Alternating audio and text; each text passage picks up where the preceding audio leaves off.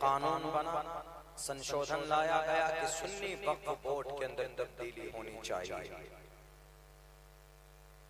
उसमें बहुत सारी खामियां हैं, बहुत सारी कमी है। यहाँ तक तो बात ठीक थी कि आप इस्लाह करना चाहते हैं, आप कवानीन बनाइए, ठीक है। अगर कहीं पर कोई खामी, कहीं पर कोई गलती है तो उसकी इस्लाह होनी चाहिए। मगर उसके आड़ में एक ऐसी साजिश लोगों के सामने आई कि जिसको कबूल करना नामुमकिन सा था, जो कभी भी काबिल बर्दाश्त नहीं था। वो ये कि वक्फ बोर्ड का एक रूल होता है, सिख वक्फ बोर्ड है तो सिख वक्फ बोर्ड में जितने भी लोग होंगे वो टोटल सिख लोग ही उसके मेंबर होंगे। जैन वक्फ बोर्ड है तो जैन ही के लोग उसमें मेंबर होंगे। हिंदू वक्फ बोर्ड है तो हिंदू ही के मेंबर उसमें लोग उसमें मेंबर होंगे। ये निजाम, ये सिस्टम भारत का संविधान आर्टिकल नंबर 26 तय करता है, जिसमें लिखा है freedom to manage religious affairs. अपने अपने धार्मिक मामलों को आगे बढ़ाना, चंदा जमा करना, काम करना, यह आर्टिकल नंबर 26 में इजाजत दी गई। लेकिन अभी जो नया कानून बना, इसमें यह है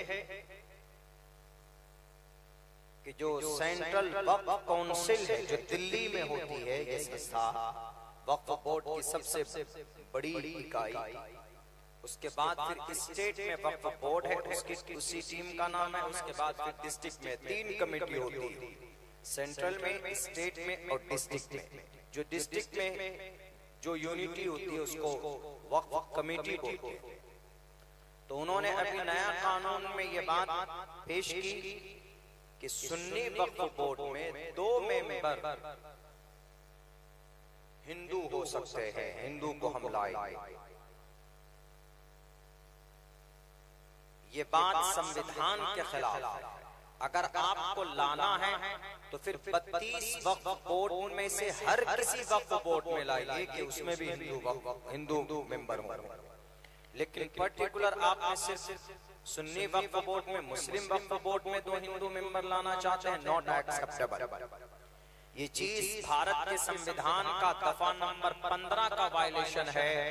15 में ये बात कही गई है कि धर्म के आधार पर, जात के आधार पर, बिरादरी के आधार पर, पैदाइश के आधार पर, जिन्स के आधार पर कोई कानून नहीं बनाया जा सकता। Prohibition of discrimination on grounds of religion, caste, sex, place of birth. कोई बिहार का है, झारखंड का है तो उसके लिए अलग कानून नहीं बनेगा। सेक्स, जिन्स के आधार पर कोई कानून नहीं बनेगा, बल्कि कानून बनेगा तो इक्वालिटी बिफोर लॉ और the equal protection of the laws within the territory of India. Article number 14, सबके सब जब बराबर हैं तो सबके लिए कानून बराबर बनना चाहिए। तो ये दो आर्टिकल का खुला वायलेशन का मतलब उसको ज़िबा करके बनाया जा रहा है। इसीलिए मुसलमानों ने इसका विरोध किया। एक तो ये चीज, दूसरी बात इसमें ये थी, अच्छा बीच में मीडिया वाले आते हैं मसाला लगाने के लिए, वो बातों को और ज्यादा उलझा देते हैं। वो कहते हैं सबसे ज्यादा इस बिल और इस एक्ट की मुखालफत अगर कोई कर रहा है भारत में तो ये टोटल मौलाना लोग कर रहा है। और ये मौलाना लोग अपनी दुकान चलाने के लिए, अपनी दुकान बचाने के लिए लोगों के सामने में माइक ले लेता है, खड़ा हो जाता है, लोगों निकलो, तुम्हारी मस्जिदें खतरे में, तुम्हारे मदरसे खतरे में, तुम्हारी प्रॉपर्टी जो दान की हुई वो खतरे में है। हालांकि इन मौलाना को नहीं मालूम कि जिस चीज के लिए चिल्ला रहे हैं उनके सबसे अंतिम संविधान कुरान में वो चीज नहीं है, उसका चर्चा नहीं है। वक्फ का तज़किरा कुरान करीम में नहीं है। ये किनका कहना है? ये बेईमान, बेज़मीर, ज़मीर फरोश, चापलूस,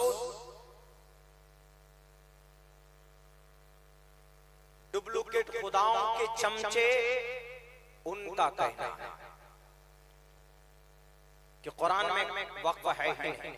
अरे कुरान तो दूर की बात है, आपके ग्रंथ गीता में है।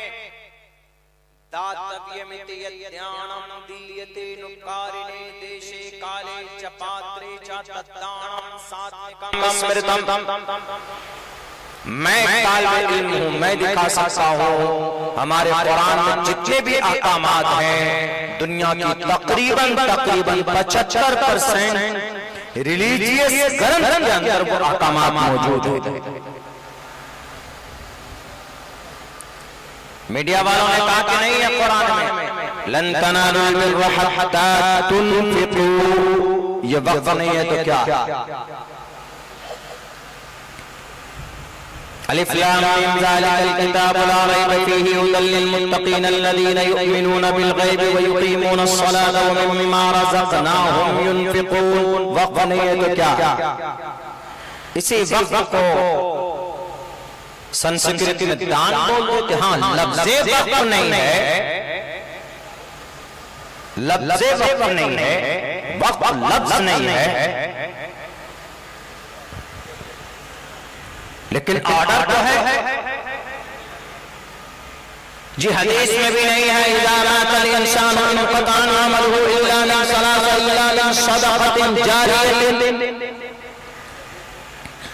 यहां पर है, गीता में भी वक्फ है, लेकिन दान के नाम से, दान।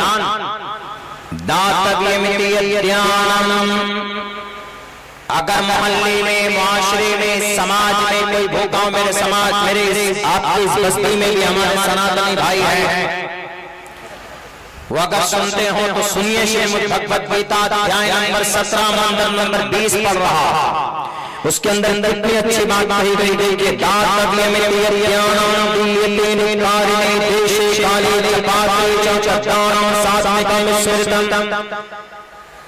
अगर गांव में कोई जरूरतमंद है, उसको घर की जरूरत है, तो उसको घर बनाकर देना ये दान है। अगर कोई बीमार है, उसको दवाई प्रोवाइड करना ये दान है। अगर कोई गरीब बच्ची है, उसकी शादी का बंदोबस्त करना ये दान है। अगर कोई कमजोर है, लाचार है, बेबस है, गूंगा है, अंधा है, बहरा है, उसको फाइनेंशियली मदद करना या उसको वक्त के हिसाब से लोगों का ताउन पेश करना।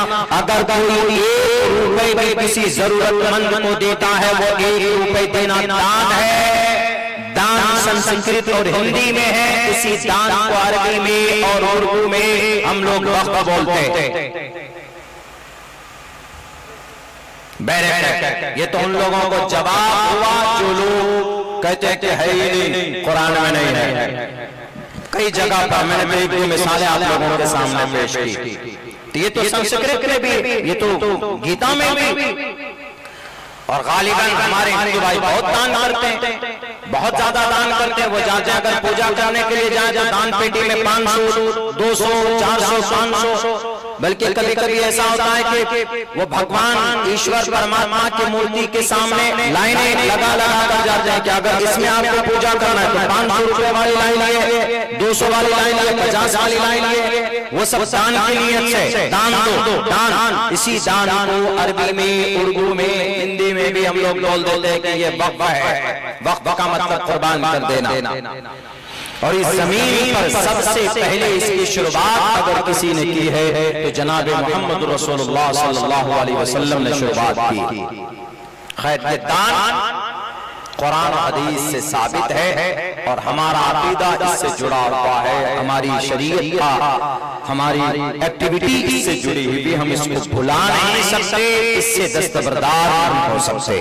चूंकि हमारी मस्जिद का, मदरसों का, मराकिज़ का, खानकाहों का, इन सब का ताल्लुक किसी न किसी सतह पर हमारे वक्फ बोर्ड से जाकर जुड़ता। तो इसीलिए जरूरी है कि हम इस पर आवाज बुलंद करें। मस्जिद की हिफाजत गोया तहफ़्फ़ुज़ शरीयत है, चूंकि मस्जिद है हम नमाज पढ़ते हैं उसमें, वो अलग बात है कि मस्जिद ही जरूरी नहीं है। आप अगर खेत में नमाज का वक्त हो जाए यू कैन ऑफर सलाह, वहां पर भी नमाज पढ़ेंगे तो अल्लाह वहां पर भी आपकी नमाज को कबूल करेगा। मस्जिद चूंकि एक पसंदीदा जगह है, मस्जिद चूंकि एक मुबारक जगह है, अल्लाह के नबी फरमाते हैं हब्बुल बिलाल इलल्लाह मसाजिदुहा व अज़ल बिलाल इलल्लाह असवाक़ुहा।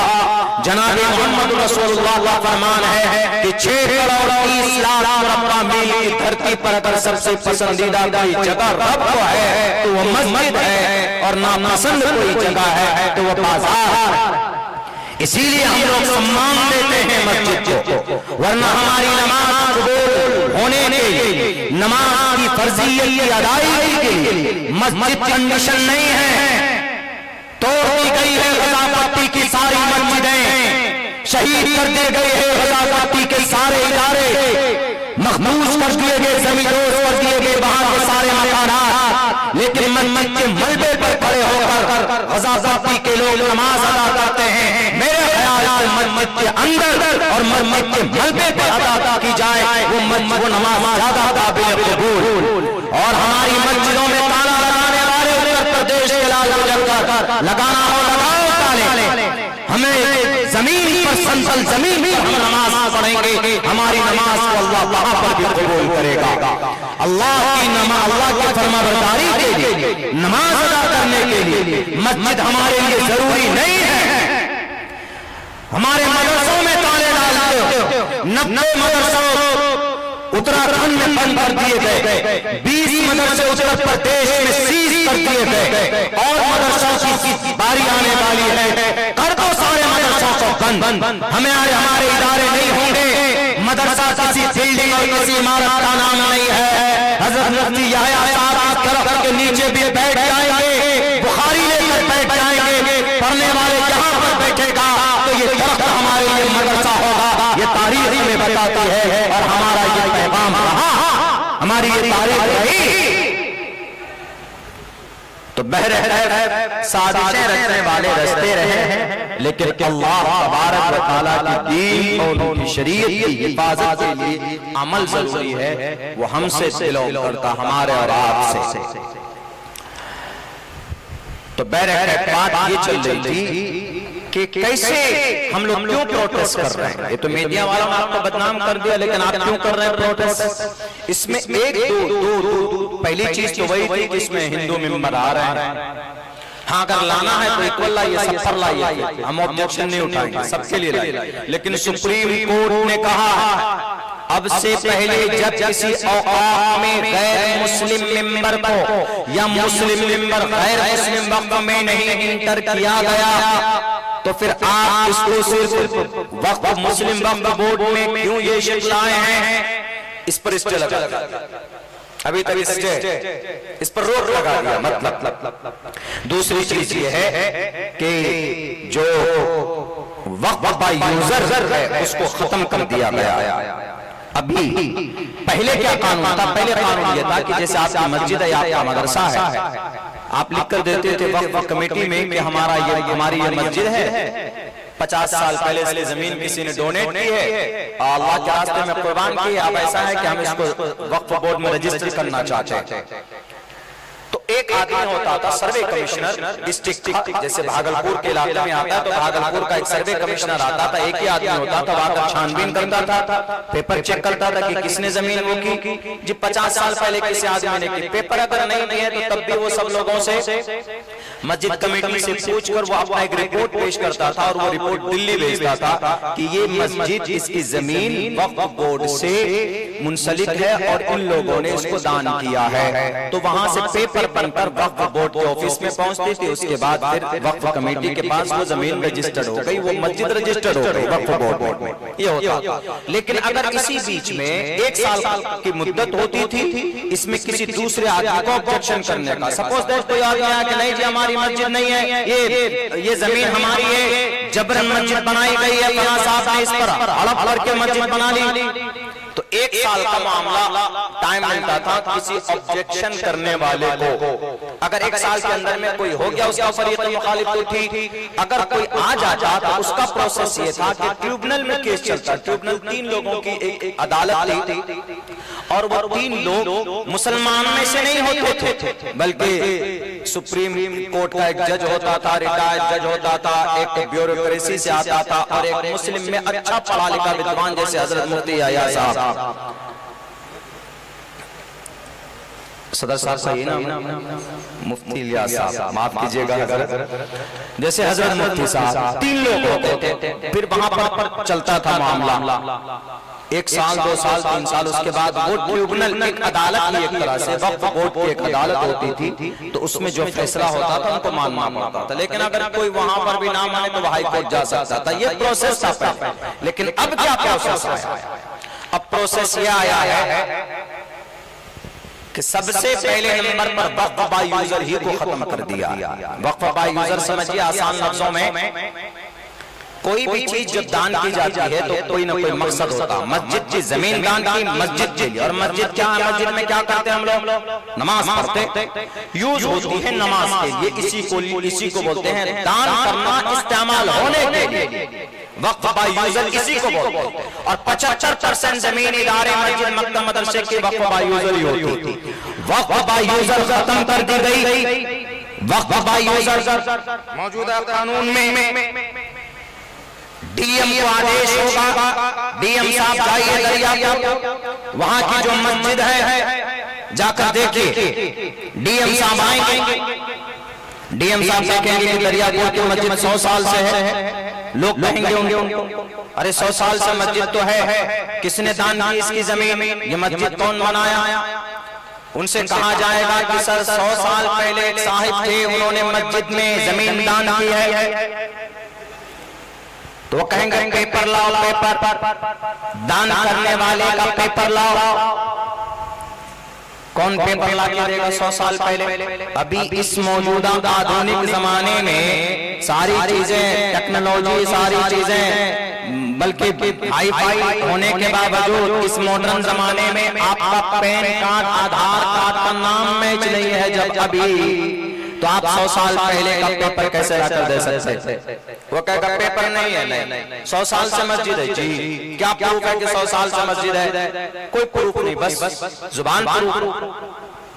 तो अब डीएम को इख्तियार हासिल होगा, अगर वो लिख दे कि ये मस्जिद, ये जमीन गवर्नमेंट की जमीन पर ये मस्जिद बनाई गई है, तो डीएम का फैसला लिखा है संविधान के डिस्क्रिप्शन में, उसके एक्सप्लेनेशन में कि डीएम का फैसला हतमी फैसला होगा, आखिरी फैसला होगा। डीएम लिखते this land belongs to government, ये सरकार की जमीन पर मस्जिद बनाई गई। उसी दिन उसी वक्त डीएम डिस्ट्रिक्ट का सबसे बड़ा क्या होता है, डिस्ट्रिक्ट मजिस्ट्रेट, उसी वक्त मस्जिद पर ताले। आप कहेंगे कि ऐसा कैसे होगा? दरियापुर के लोग हाईवे जाम कर देंगे। नहीं कर सकते आप। तो आपको फिर गवर्नमेंट क्या कहेगी कि कोई बात ठीक है, तुम जो कह रहे हो कि 100 साल पुरानी मस्जिद है, चलो सुप्रीम कोर्ट। आप सब जोश में एकदम पैसा जमा करेंगे, सुप्रीम कोर्ट चले जाएंगे और सुप्रीम कोर्ट को जाकर केस फाइल करेंगे। एक वकील 1 घंटे का 1.25 लाख रुपए लेता है। दरियापुर वाले अपनी जमीन बेच कर जाएंगे मस्जिद बचाने के लिए। अगर वो केस सुप्रीम कोर्ट में 50 साल तक चलेगा तो आपकी मस्जिद में 50 साल तक ताला लगा रहेगा, आप अजान नहीं पढ़ सकते, नमाज नहीं पढ़ सकते। समझे? ये है वक्फ बाय यूजर को खत्म करने वाली, खत्म करने के पीछे साजिशें मेरे भाइयों। तो इसी के ताल्लुक से हमारे उलमा और हमारी मिल्ली तंजीमें बरसरे पैकार हैं। जो हम लोगों को कह रहे हैं कि भाई प्रोटेस्ट में हिस्सा लीजिए या कानूनी लड़ाई हम लड़ेंगे, उनका मकसद सिर्फ यही है कि जमीन के ऊपर असंवैधानिक जो फैसला किया जा रहा है, हम संविधान को भी बचा रहे हैं और हम अपनी प्रॉपर्टी को भी बचा रहे हैं कि जो धर्म के आधार पर बनाया गया है। इसी ताल्लुक से हमारे एहतजाजात और हमारे कानूनी लड़ाई चल रही, इस ताल्लुक से बहरहाल अल्लाह से दुआ कीजिए कि अल्लाह तबारक व तआला अदालत उलमा में कुछ लोग अच्छे भी आते हैं, कुछ लोग बुरे भी आते हैं, कुछ लोग ज्यादा बहुत ज्यादा मुशद्दिद होते हैं, कुछ लोग सेक्युलर माइंड के होते हैं, इंसाफ पसंद होते हैं, जिन्होंने इसलिए लगाया वक्फ़ यूजर के वक्फ़ यूजर खत्म नहीं होगा, जिन्होंने इसलिए लगाया कि इसमें भी कोई गैर मोमिन मेंबर नहीं बन सकता। इस तरह के सोच वाले अगर और चीफ जस्टिस आ जाए तो फिर कुछ भला हो सकता, लेकिन कुछ भला हो ना हो हमारी औलाद की जिम्मेदारी है। आज अल्लाह की मदद आप पर क्यों नहीं उतर रही, जरा बताओ। 2 साल से तकरीबन पहले मिसाइल के जरिए और क्लासिंग तोप के जरिए, आरटीएफ के जरिए से गज़ाफ़ी की हीट बजा दी गई है, लेकिन अल्लाह की तरफ से कोई मदद नहीं आया। हमारी मदरसे बंद किए जा रहे हैं, मस्जिदें शहीद की जा रही है, अल्लाह की तरफ से कोई मदद नजर नहीं आ रहा। उम्मत मुस्लिमा इस जमीन के ऊपर सबसे ज्यादा पवित्र तरीन और अल्लाह की नजर में सबसे बड़ा मकाम और मर्तबा वाली अगर कोई कौम है तो ये उम्मत मुस्लिमा। क्या वजह है कि हर तरफ